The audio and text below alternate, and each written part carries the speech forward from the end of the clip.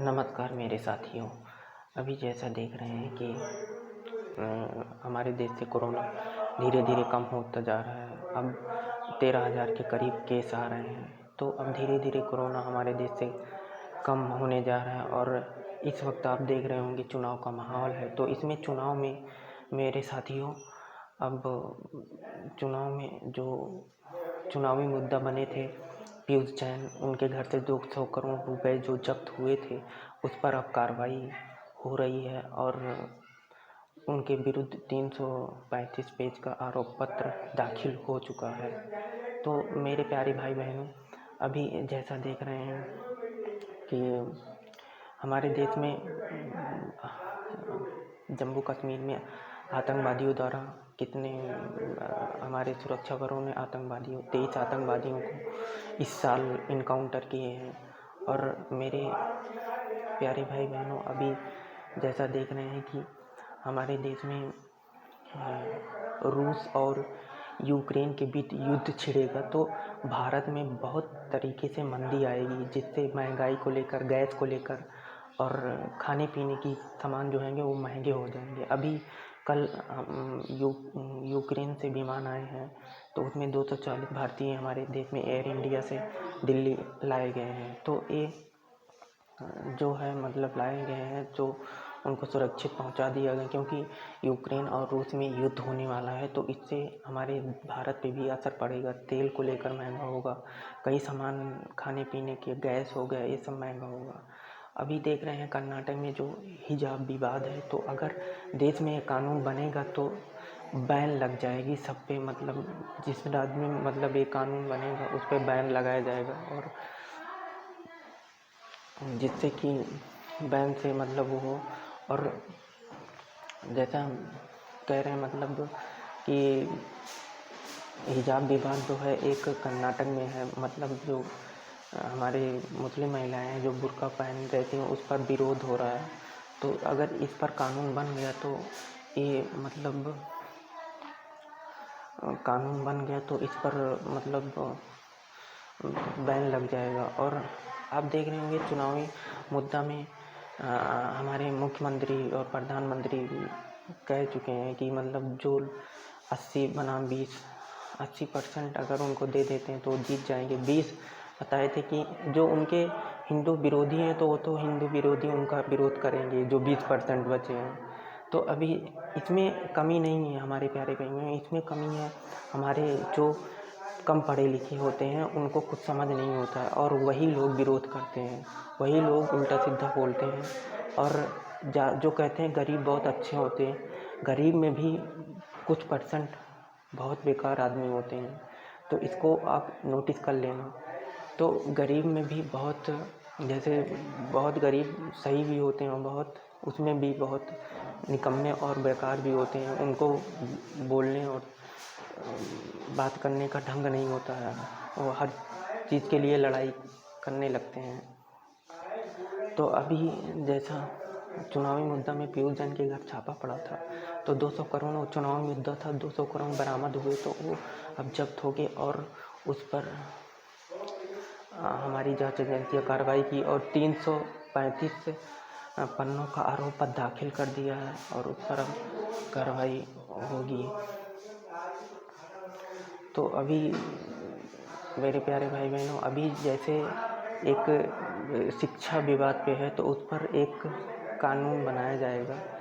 तो जो कानून बनेगा वो हर पूरे देश में लागू होगा। तो मेरे प्यारे भाई बहनों, अभी चुनावी अपने अंतिम पड़ाव पर है, तो इसमें हमारे मुख्यमंत्री योगी जी और प्रधानमंत्री का पूरा पब्लिकली सपोर्ट हो, और जिससे कि हमारे मुख्यमंत्री योगी जी मुख्यमंत्री बने, जिससे देश का पार घाट लगे। क्योंकि हमारे देश में भ्रष्टाचार और माफियावाद बहुत बढ़ गया है। इसको कम करने के लिए इनको आना बहुत ज़रूरी है। हमारे मुख्यमंत्री जी को यही आएंगे तो जाके भ्रष्टाचार और माफियावाद कम होगी। अभी देखिए बुलडोज़र से कितने मकान ढहाए गए हैं और कितने को अभी कार्रवाई चल रही है। तो जीरो टॉलरेंस पे जो काम हो रहा है बहुत अच्छा हो रहा है। तो भ्रष्टाचार भी इतने अभी, जैसे नीरव मोदी, विजय माल्या, ऋषि अग्रवाल के ये 9,000 करोड़, 14,000 करोड़, और ऋषि अग्रवाल के 23,000 करोड़ जो अभी पाए गए हैं जांच एजेंसी द्वारा, उसको अभी जब्त होंगे। अभी कुछ दिन पहले देखे होंगे, एक पाकिस्तान से जा रहे ड्रग्स तस्कर, उसको एनसीबी वालों ने जब्त किया, जिससे कि 2,000 करोड़ ड्रग्स बरामद हुए। ये एनसीबी वालों के लिए और इंडियन नेवी के लिए बहुत बड़ा कामयाबी का काम हुआ, बहुत बड़ी जांच हुई। तो मेरे प्यारे भाई बहनों, आप किसी भी गवर्नमेंट को सुनिए, लेकिन गवर्नमेंट आपको इस तरह बना दे कि आप निडर होकर रहिए, क्योंकि अगर निडर होना है तो देश में, समाज में, गांव में, हर जगह गुंडावादी, गुंडागर्दी, माफियावादी, ये सब ख़त्म होना होगा, तभी आप निडर बन के रह सकते हैं। और ये निडर बनना तभी संभव है जब हमारे मुख्यमंत्री योगी जी मुख्यमंत्री बनेंगे, तभी हम जनता निडर होकर गांव, देश, समाज, देश, प्रदेश में और कहीं भी अपना स्थान ले सकती है। नहीं तो आप डर के रहेंगे, गुंडागर्दी की वजह से, माफियावादी, हर चीज़ से डर के रहना पड़ेगा और आपका कोई भी काम नहीं होगा। तो ये सब काम होने के लिए आम पब्लिक से यही रिक्वेस्ट है कि हमारे योगी आदित्यनाथ जी मुख्यमंत्री 10 मार्च को दोबारा बने और प्रधानमंत्री भी 2024 में प्रधानमंत्री बने। मेरे प्यारे भाई बहनों, मेरा एक मकसद है कि इस वीडियो को देखने के बाद पब्लिक अपने दिमाग में इसको सही तरीके से सोचकर, पूरा गौर कर अपना जो बोलते हैं उसको समझकर आप अपना जिस तरीके से आप उसको करेंगे, सोच समझ के जो हमारे गवर्नमेंट योजनाएं लाती हैं उसको आप, जो हम बोल रहे हैं, ये आप ही के फेवर में बोल रहे हैं, तो ये जिससे कि गवर्नमेंट जो बताती कह रही है उसको सही है, मतलब हमारे मुख्यमंत्री और प्रधानमंत्री जी।